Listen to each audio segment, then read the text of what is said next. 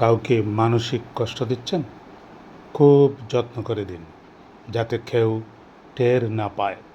তবে নিজেকেও একটু তৈরি রাখবেন ভবিষ্যতের জন্য।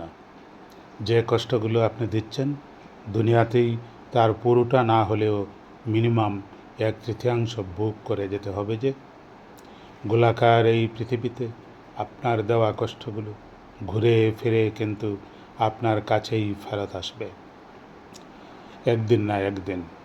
আপনি অনুশোচনা আর আত্মগ্লানিতে ভুগতে ভুগতে একটা সময় শেষ করে দিবেন নিজেকে। হয়তোবা আপনার কৌল ইগোর জন্য ওই মানুষটার কাছে মাপও চাইতে পারবেন না। সবার মনে রাখা উচিত, মানুষের দীর্ঘশ্বাস খুব খারাপ জিনিস।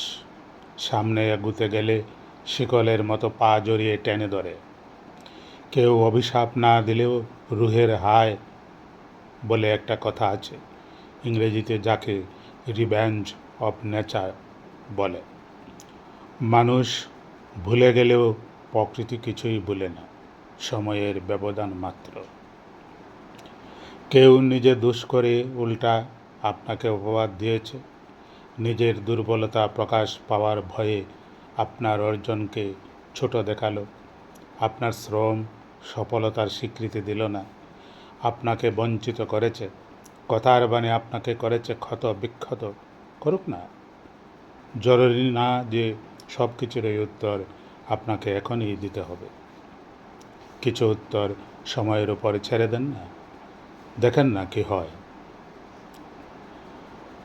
সব সময় আমরা বুঝে উঠতে পারি না ঠিক কোন অপরাধের শাস্তি আমরা পাচ্ছি।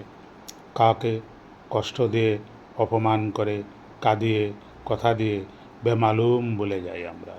কিন্তু প্রকৃতি ভুলে না, প্রকৃতি ক্ষমা করে না।